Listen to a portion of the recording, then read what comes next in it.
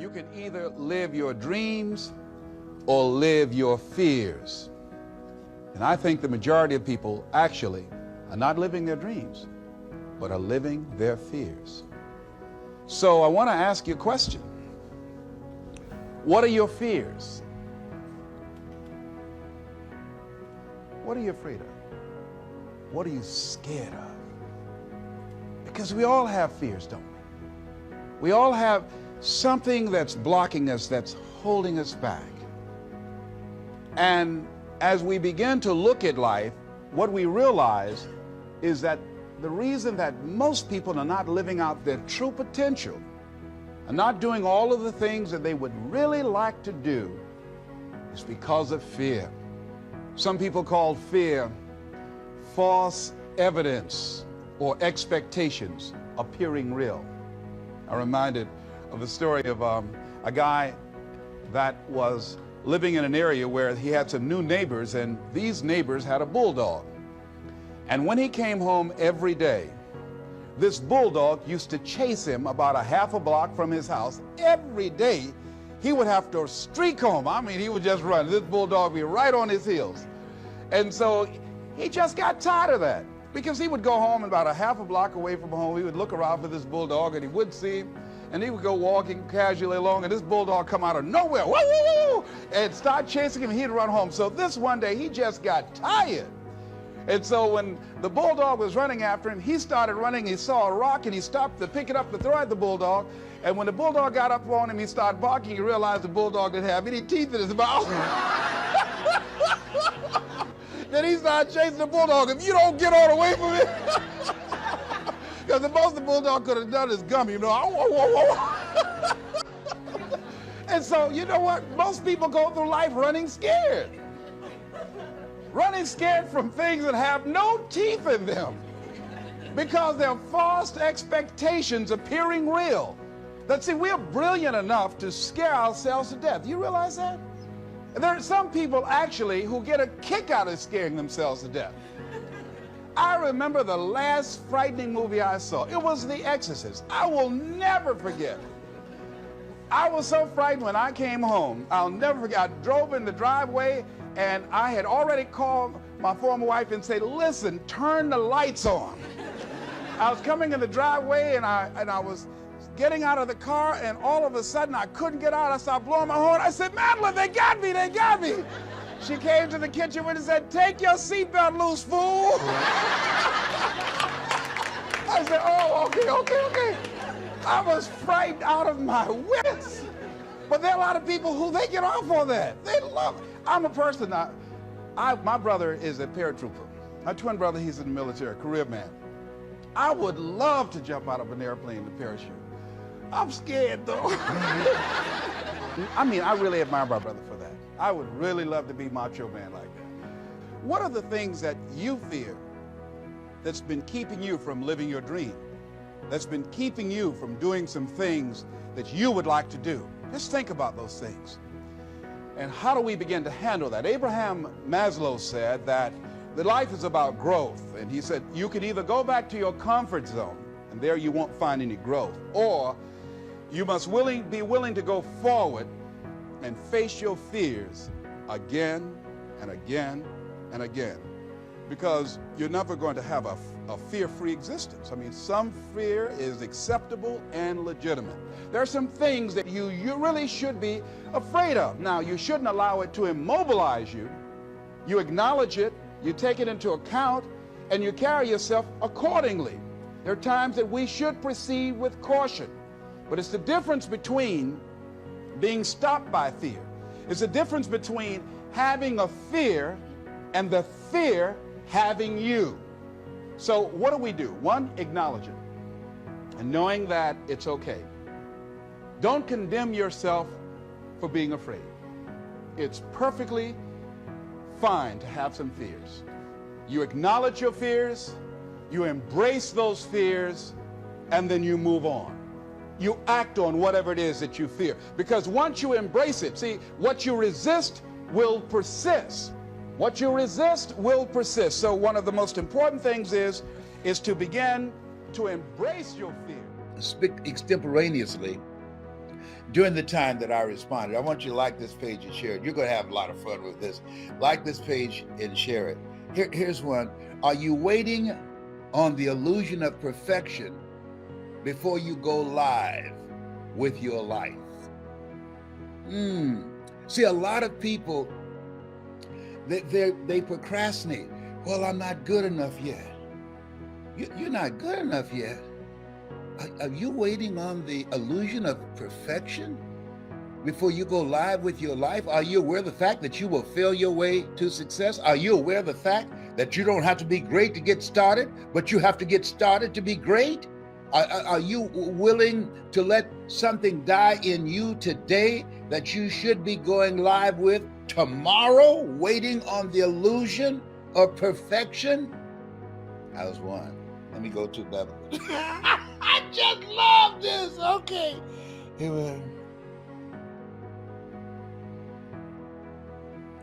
Are you allowing the fear of tomorrow rob you of the joy of today? This is by Steve. Are you allowing the fear of tomorrow rob you of the joy of today? You know, a lot of people, they have a fear-driven life. And when you have a fear-driven life, that it's been said that most of the fears we have, 95% of them never happen.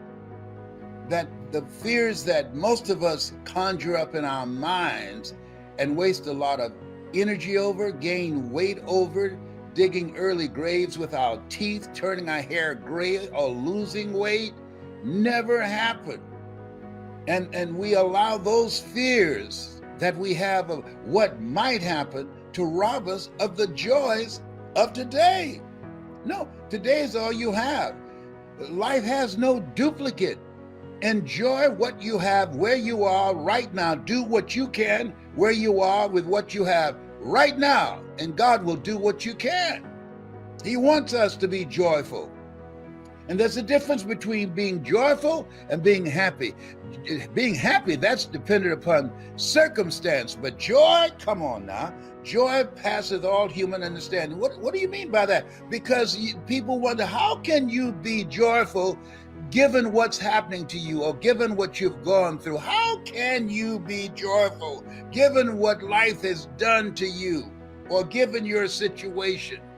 We visited people in the hospital, one in one bed, same condition, just as joyful. Another person, oh, they're, I don't know, the Lord is able. I'm just trying to make it, honey. One foot on the banana peeling and the other one in the graveyard. No, don't allow anything that you worry about rob you of your joy of today, especially if it involves somebody else. Wherever they find themselves, at some point in time, they made an appointment to be there. You control you. You live your life. Stop trying to play God. You can't control nobody. I don't care how much you love them. You can't control their choices and what direction they decide to take their lives in. Oh, that sounds hard. I know. You know what this is? The world's smallest violin playing the world's saddest song. Be joyful. So they were just throwing different quotes, and then they would take their tag and tag it and do their piece with it, or they'll take a part of their story and they'll do their take on their story. And then I'll ask, can I take a swing at that, please? And they said, sure. And when I finish, they say, you know what? You told my story better than I told my story. We have a wonderful community of people who love to change lives. If that's you, if you have a story, you want to learn how to tell it, get it out, make more money with it, increase your cash flow, be a voice of influence, and develop a national and global reputation with your story like I have, I want you to go to hungrytospeak.com. Go there now. Go there to hungrytospeak.com and become a part of our community. And that's really, really to me, the most important part, because when I started out, all I had was Mike Williams, my mentor.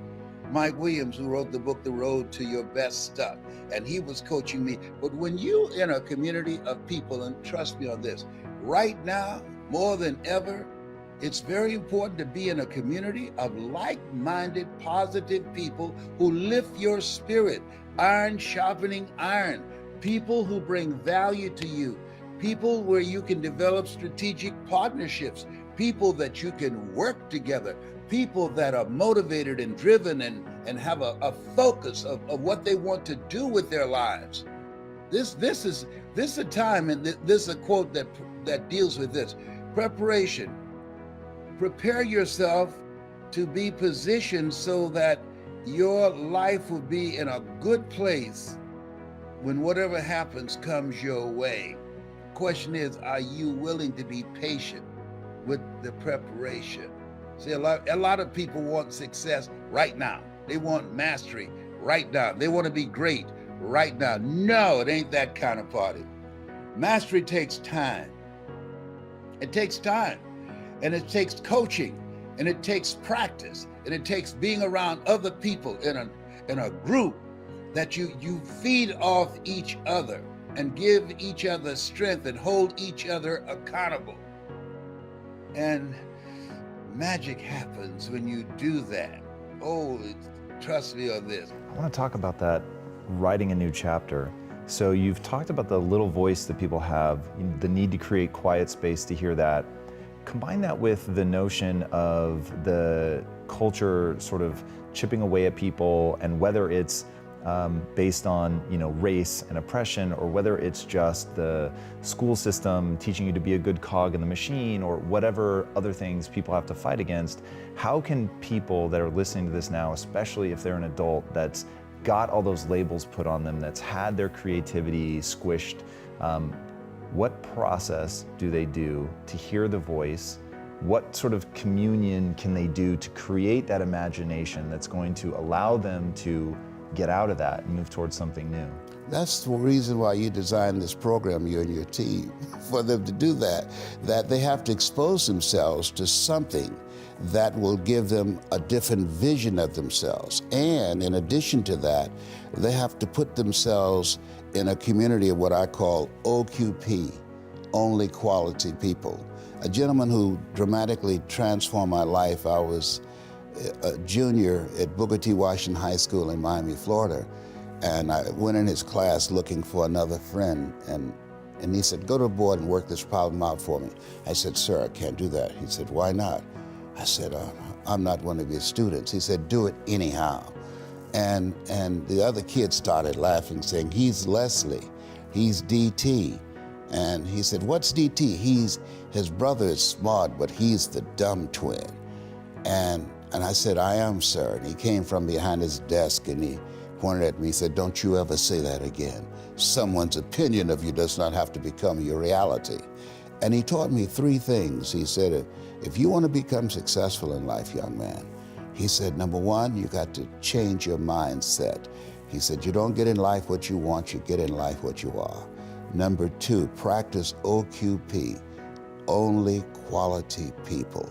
You earn within $2,000 to $3,000 of your closest friends. I found that out. I left all my broke friends. I said, y'all gotta go. Because I used to be so broke, I'd pass the bank and trip the alarm, And the third thing he said, develop your communication skills, because once you open your mouth, you tell the world who you are. He said, those are three major things that you want to work on that will liberate you from living in Liberty City, living in poverty in Overtown. It will help to escape out of where you are right now, because I see you watching me and I know you want more. I can see the hunger in your eyes. That's why my book is about to come out called You Gotta Be Hungry.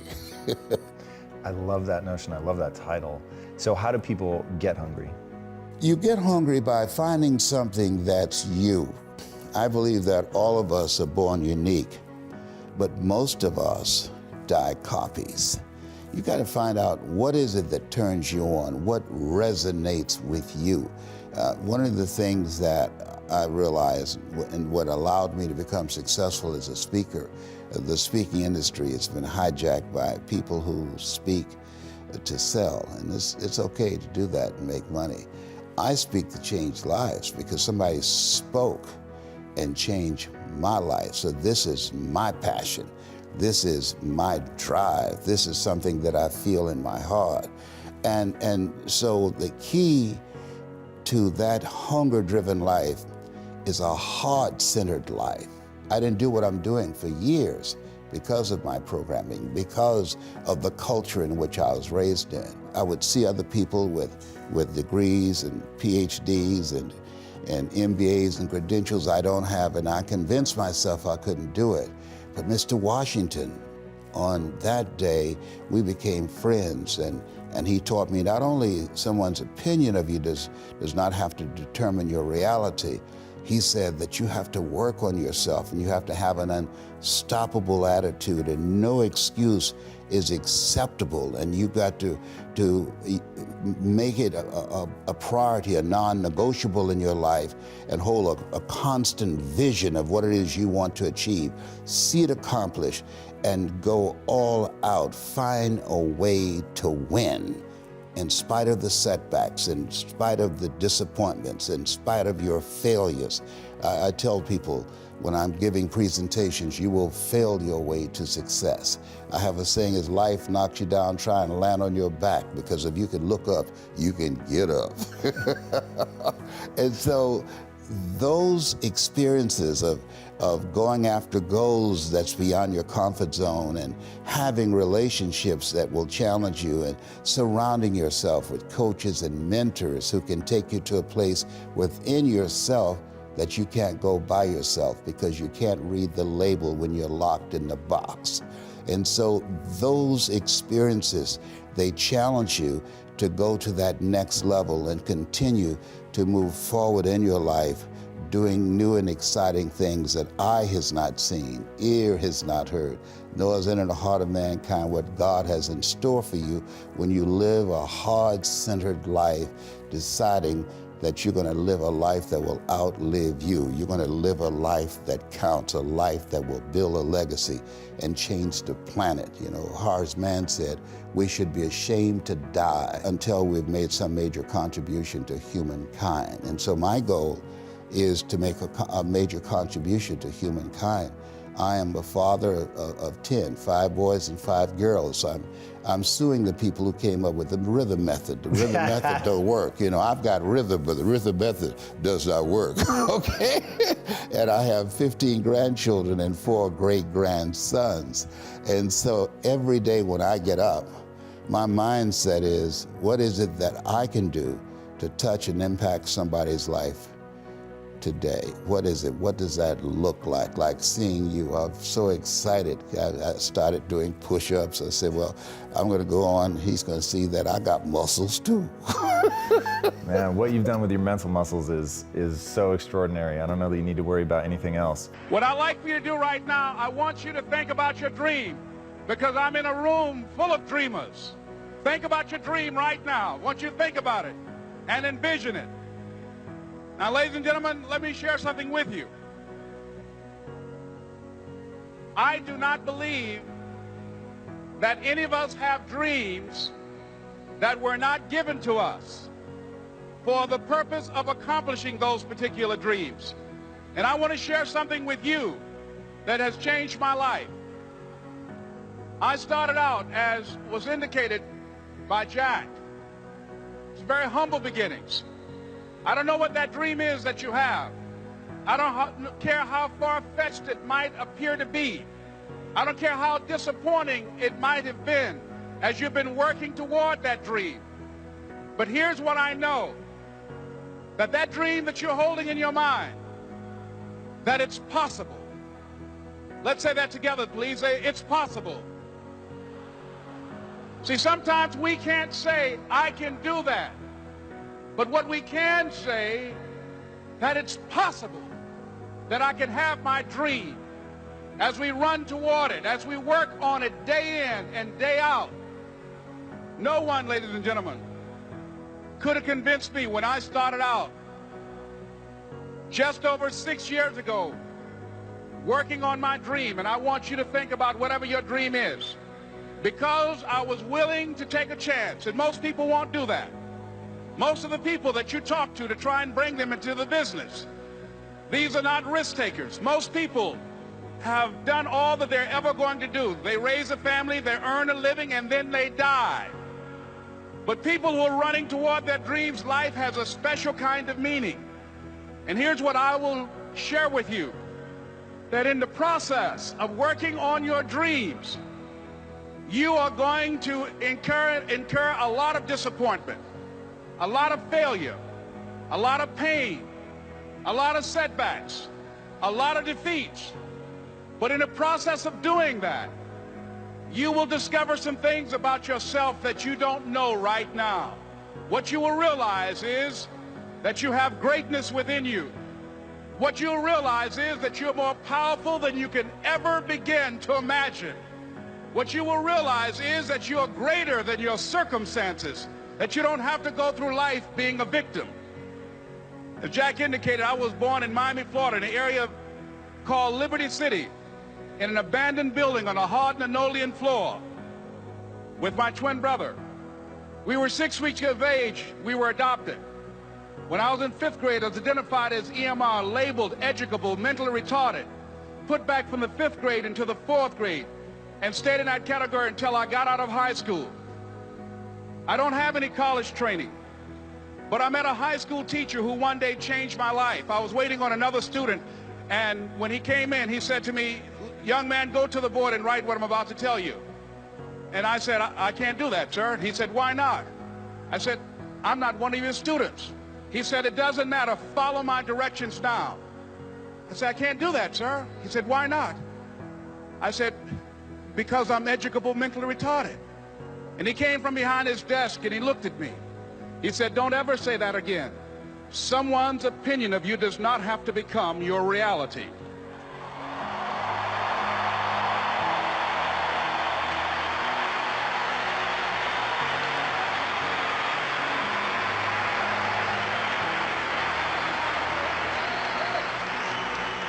And that man, Mr. Leroy Washington, did something for me. He started planting seeds in my mind that enabled me to begin to dream, as Dexter has been doing for you. And ladies and gentlemen, I started working on my dream. And most people don't work on their dreams. Why? For many years I didn't. One is because of fear. The fear of failure. What if things don't work out? And the fear of success. What if they do and I can't handle it? The other thing is that most people, ladies and gentlemen, they get comfortable. They stop growing, they stop working on themselves, they stop stretching, they stop pushing themselves, and they end up becoming very cynical about life, and they throw in the towel on themselves and on their families and on their dreams.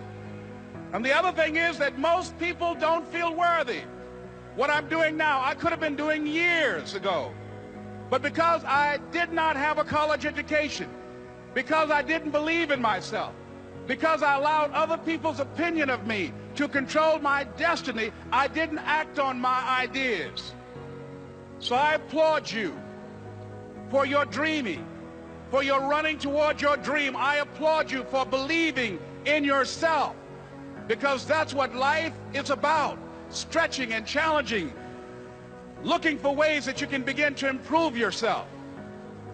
And ladies and gentlemen, as a result of stretching out, of acting on my dream, and I don't know what that dream is for you, I can tell you that it's possible.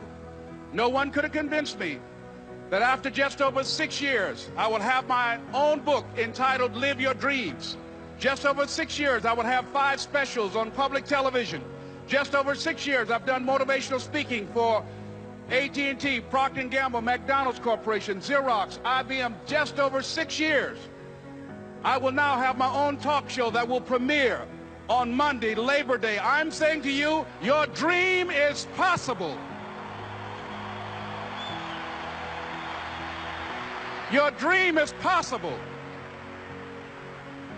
But not only is it important that you believe and begin to know that it's possible for you to live your dream as you run toward it, but I've done something that I want to share with you. called Choosing Your Future. In fact, I've developed a set of tapes talking about how to begin to create your own reality by choosing your future. And not only is it important for you to know it's possible for you to choose your future, but it's necessary that you work on yourself, that you develop yourself. It's necessary that you get the energy drainers out of your life, people who don't want anything. It's necessary to know that everybody won't see it, that everybody won't join you, that everybody won't have the vision. It's necessary to know that a lot of people like to complain, but they don't want to do anything about their situation, that you are an uncommon breed. You know, you have to know within yourself that I can do this. Even if no one else sees it for me, I must see it for myself. That's necessary. It's also, ladies and gentlemen, necessary that you be creative when you're working on your ideas, that you understand the importance of changing up, of readjusting your strategies. Many times we can have a great idea, but if you're not advancing it in the right way and things don't happen, you become discouraged and think the idea doesn't work. No, that's not true. It's necessary that we become creative. I remember when I was in New York walking down the street, and a guy approached me and said, "Hey, mister, can I shine your shoes?" And I said, "No, I'm in a hurry. I don't have time." I kept walking. Someone else said, "Hey, man, your shoes look clutty. May I shine your shoes?" I said, "No, I don't have time. I'm sorry, I'm busy." And I was walking fast, and many people solicited me for my business. And then finally, a young man stepped in front of me, and he said, "Excuse me." And he started counting, 97, 98, 99, 100. He said, "Sir?" I said, "Yes." He said, "Come here, please." I said, "What is it?" He said, "Today is my birthday. And every year, just to thank God for another year of life, the 100th person who passes my shoe shine stand, I offer them a free shoe shine. Would you give me the honors?" I said, "Why, sure." I got up on the shoe shine stand, George, and I sat there, and he shined my shoes diligently. And when I got down, I looked at them, they were sparkling. And I was walking away, and I said, "Thank you." And I stopped, I said, "Excuse me, but how much do you usually charge?" He said, "Only $2. I said, "I tell you what, today's your birthday. Here's $5, keep the change." He said, "Thank you." As I was walking away, looking in the opposite direction of other people coming, he started counting again. 97, 98, 99, 100.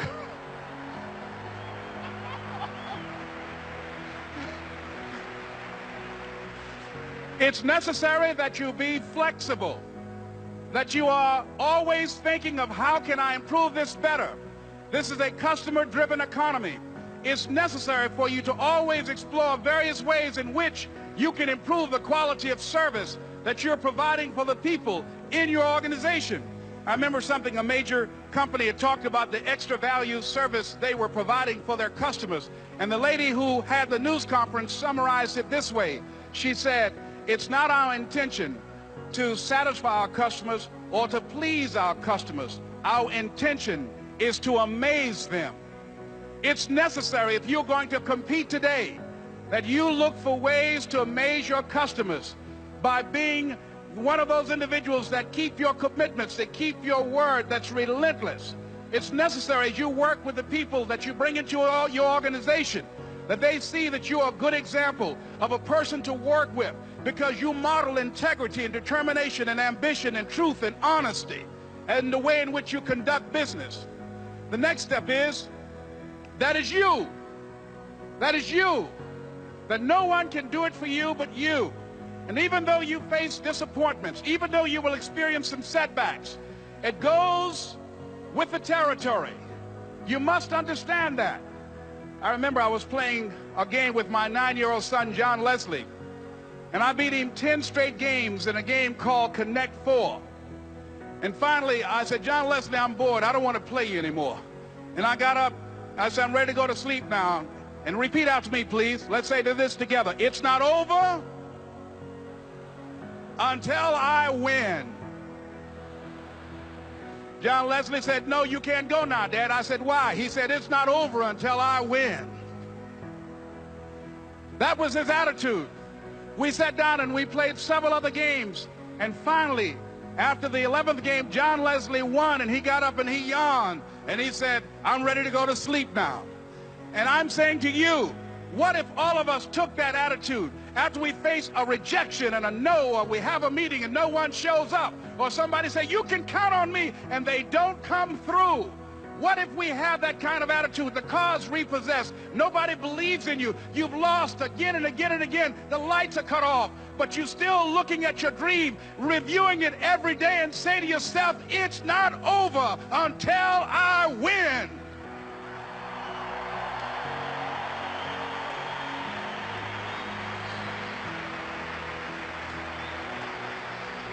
Life will yield to you.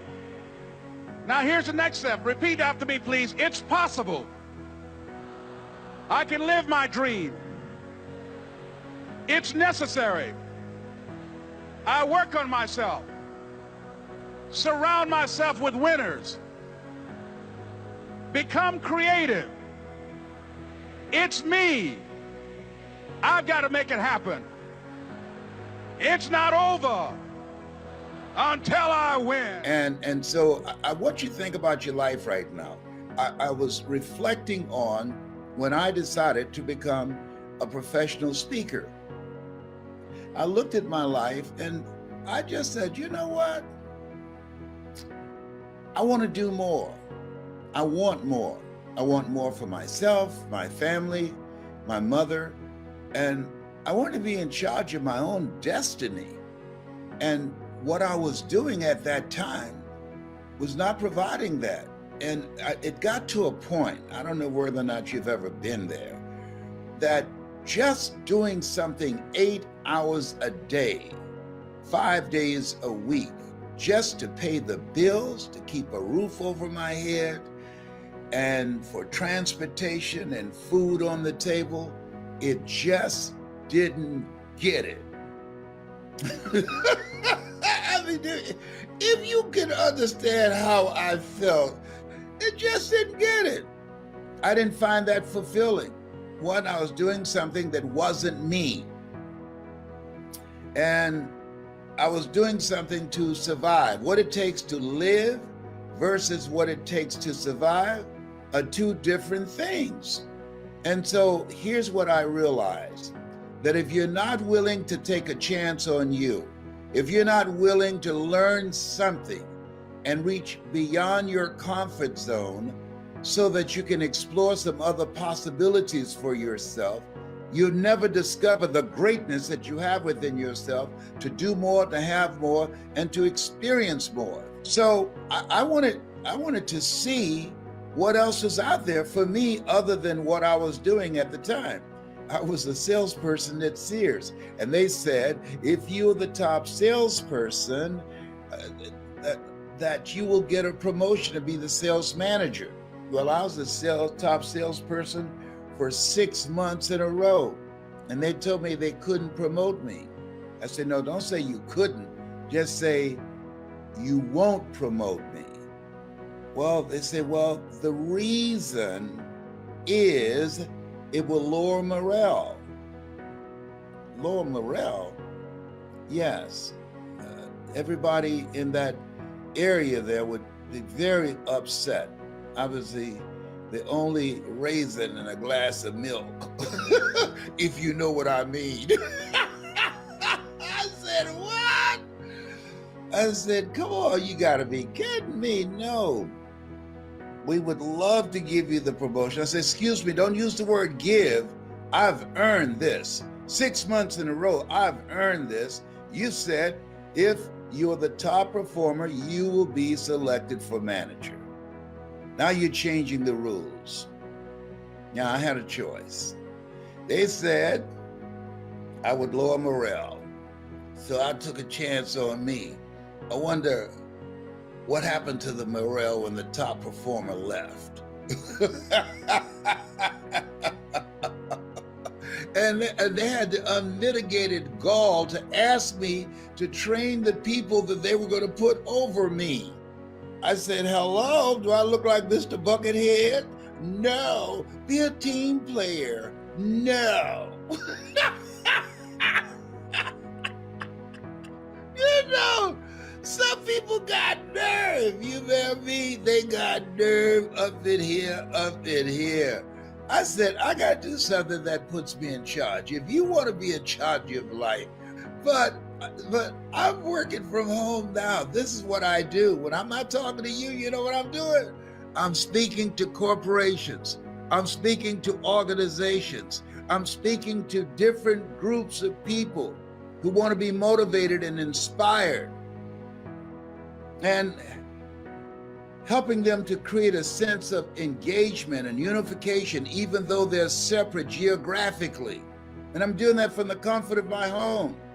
I teach people how to use this computer to bring their personality through, their passion and their energy through, to create a significant emotional event.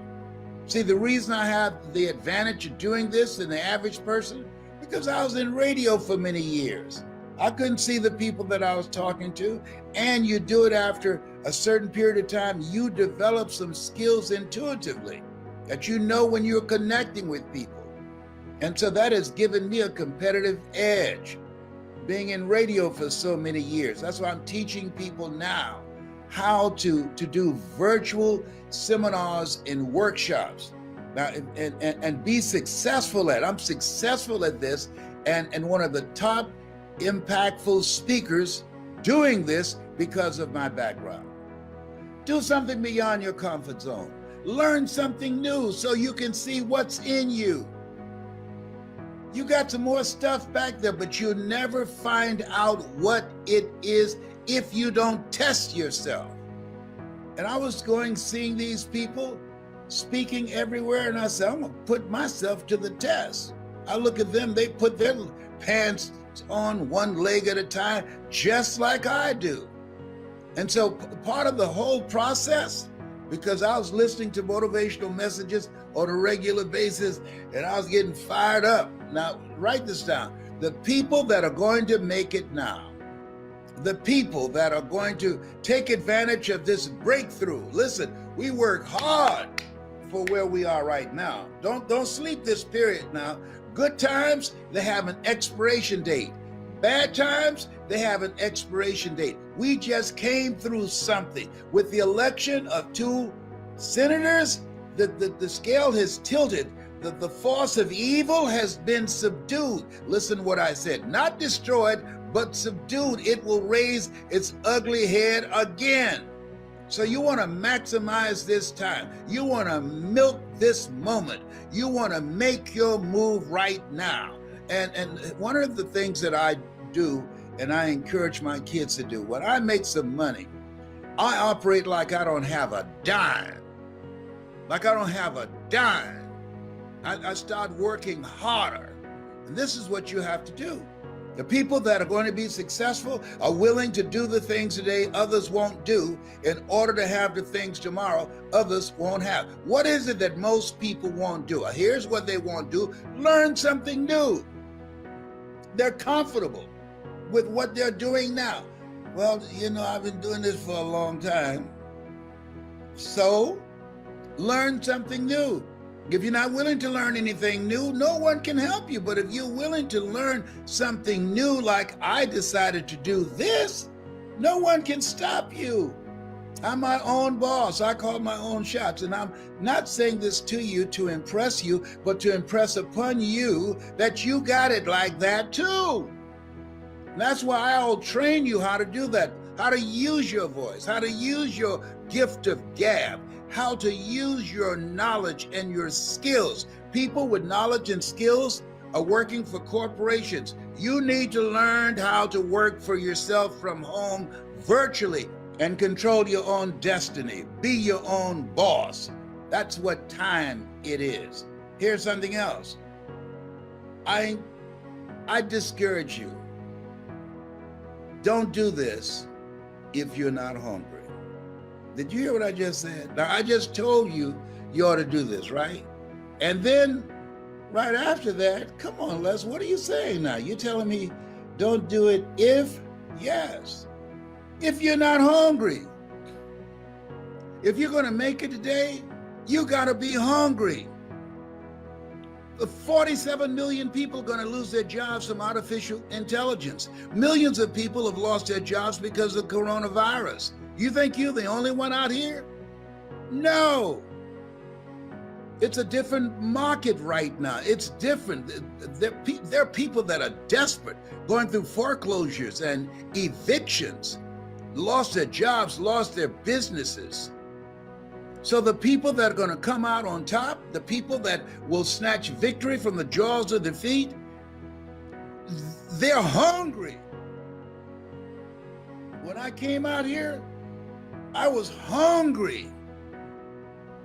I got 5 sons and 5 daughters and a mother that I want to take care of and buy a home for. You got to be hungry. People that are hungry are relentless. You got to get your hustle on. People that are hungry are the first ones there and the last ones to leave. Most people are not hungry. Most people are conditioned to do just enough to keep from getting fired, working in an environment where they've been paid just enough to keep from quitting. It takes some time to step out of that mental conditioning. People that are hungry, when I worked for WVKO, I was the program director, I was news director, I was manager of station operation, I did commercials, I did editorials, I did a talk show, The Voice of the People, whole lot of stuff that they didn't pay me for. Why, Les? Because I wanted to learn. I wanted to make myself indispensable. That's why. That's why I did it. I wanted to make myself more valuable and increase my value for the operation. You have to have that kind of attitude about life. That are you increasing your value every day? If you were on the stock market, would you invest in you? Most people have to say no. Why? They're not reading anything. They're not learning anything new. They're operating within their comfort zone, and they're praying every day that they don't lose a job that they hate. That's what you call mixed emotions. See somebody you hate drive off a cliff in your car.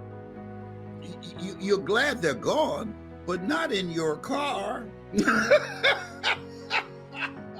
Oh, behave, hello, whatever.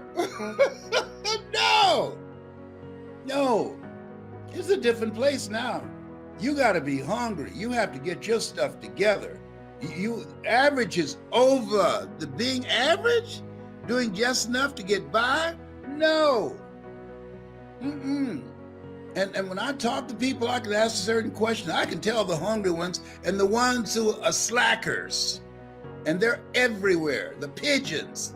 See, today, employers are looking for eagles. You go outside right now and see some pigeons, but it's going to take a minute to see some eagles because they fly high. This is what time it is. And when you look at yourself, look at your goals, look at your dreams, this time demands that you get outside of your comfort zone. This time requires that you invest in you. That's what I was willing to do. The people that will be successful are willing to do the things today others won't do in order to have the things tomorrow others won't have. People who are not successful have large television screens, and people who are successful have large libraries. Hello? Oh, people who are hungry are willing to discipline themselves. They're willing to dedicate themselves to learn something different. See, anything can be mastered if you're willing to put in the time and put in the effort and focus yourself on learning how to do that to make yourself stand out.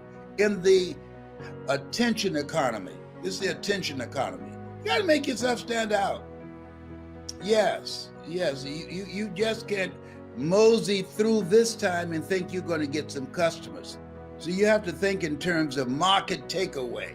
What value are you bringing that's superior to everybody else? You've got to operate out of the thinking of Henry David Thoreau. Do not go where the path may lead. Go where there's no path and leave a trail. You got to set a new standard.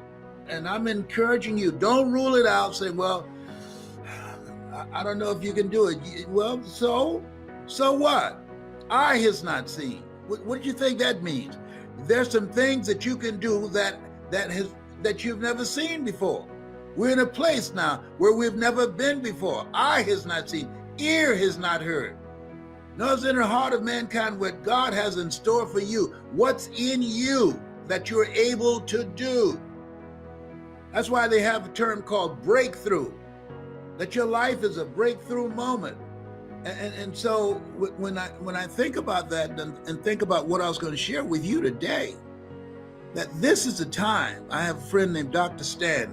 They call him Dr. Breakthroughs, Stan Harris. And he talks about living your life in a way in terms of having breakthroughs. And I think we should have those in various areas of our lives, that we must live with a sense of urgency, one, and two, and that's making every moment count. And the other thing is have breakthrough thinking. Look at ways in which in various areas of your life that you have breakthroughs, that you take your performance to the next level. That those things that you've been talking about and you've been operating at this level, but now you're at a place now, I'm going to get through this. I'm going to take it to another level. When I was a kid, the high jump in the Olympics was 6 feet. And a guy named John Thomas, the brother, he was a high jumper and had the record in the world. And so during that time when you jumped, as kids, we played in the backyard. We would have somebody hold a stick and you run and you would just jump over it. And then, but he developed a strategy. Most people just jumping forward to jump over it. But he developed a strategy that you could sizzle, and what they call the sizzle, that you raise your leg and that front leg, and then the other leg come behind it, right? Then there's something that came along called the Fosbury Flop. Same event, but there's a guy, it was named after him. And when he jumped, he was able to raise his body high enough in the air and he would go over the pole head first and bring the body behind him. Same event, but different strategy. And as a result of that different strategy, he was able to maximize his impact. He was able to jump 7 feet that you couldn't do it physically, just using the method that had been used or that approach up to that particular point. Now, tell me what you mean, Les. I'm trying to stay with you. Well, here's what I mean. That there's some things that you are doing and that you perhaps have not succeeded using the approach that you now have. And that many people, when they're going after their goals and dreams, they have failure after failure after failure because they are doing something in the same way. I think that's why Einstein said that thinking that has brought me this far has created some problems that this thinking can't solve. And that's when I came to the concept, and I want you to get my book called You Gotta Be Hungry. And so what happened is that as you look at your life, a lot of people, when they fail over and over and over again, using the approach that they now are using, they stop.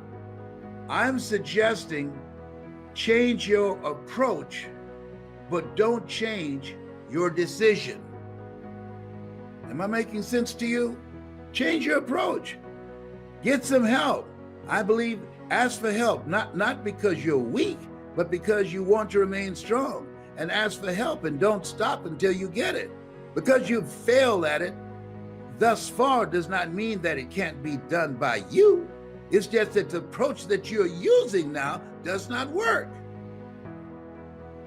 And there's some things that we're supposed to do that many people using the same method, the same team, the same relationships, the same information, the same approach, and they stop saying it can't be done. I remember as a kid, we used to say to illustrate whether or not someone can accomplish something and whether or not they could not, to illustrate the impossibility of them accomplishing something, we would say, oh, you got a chance of doing that is a man going to the moon. Shut up. Get away from me. Hey, we've gone to the moon. We don't say that anymore because when I was a kid, it was seen as impossible for man to go to the moon. That's no longer a reality. The Wright brothers, when they were able to create a vehicle that was only up in the air for about 6 seconds, up to that point, the belief was for centuries, man couldn't fly. Because if God wanted man to fly, he'd have given him wings. You will never fly. You're not a bird. Get used to it. You're not even a pigeon. Get used to it. Might be a pigeon in your thinking, but you cannot fly. That was the belief. But the Wright brothers, who came along and their father was a minister, and that was his belief, they had breakthrough thinking and they changed the approach on what it would take to transport our bodies in the air. You came here to do something. Some people know right away. Nina Simone, who climbed up on a piano at 5 and started playing by ear. Some people know right away of what that is. And there are some, the majority, because they have not been exposed or seen something, that they have the abilities of greatness that they have within them that they can do, but they have not seen anybody doing it yet. So they don't even try. That's why one of the most important things we can do for our children is expose them to things so that they can begin to see themselves in other people. When I was at Booker T. Washington High School, when I saw Mr. Leroy Washington, I was exposed to this man who said to me, "Young man, go in front of the room and work this problem out for me." "Oh, sir, I can't do that." "Why not? I'm not one of your students." "Look at me." "Yes, sir, go and do what I'm asking you to do anyhow." "I can't, sir." And then the other students started laughing, saying, "He's DT. He's got a twin brother, Wesley. Wesley is smart. He's DT." He asked, "What's DT?" "He's the dumb twin." And I said, "I am, sir." And he came from behind his desk and he looked at me. He said, "Don't you ever say that again. Someone's opinion of you does not have to become your reality." And so how people live their lives is a result of the story they believe about themselves. And because I was called the dumb twin, because when I was in the 5th grade, I was put back from the 5th grade to the 4th grade, and Mrs. Mary Ford Williams, who was the principal at Douglas Elementary School in Overtown in Miami, came in and said, "Please point out the kids that are causing all of the problems." And I was among those. They can't learn. We're gonna put them in a special class by themselves. The kids called us the Dotos. I was in the Doto War. Bullying didn't just start. That's how they bullied us. We were in the Dotos War. We ate together and we were in the class by ourselves. We only went with other kids to the cafeteria at eating time, at lunchtime, and physical education. Other than that, the Dotos were all in one room because the belief was we could not learn. We were dumb. And then this man spoke. Because now in your Doto War, they don't give you anything to do but entertain each other, and you color, and you play, and you clown around. Because the belief was, there ain't gonna be nothing. No one, listen to me, write this down, please. No one, I don't care what anybody tells you about your child, no one, they should label jars, not people. No one rises to low expectation.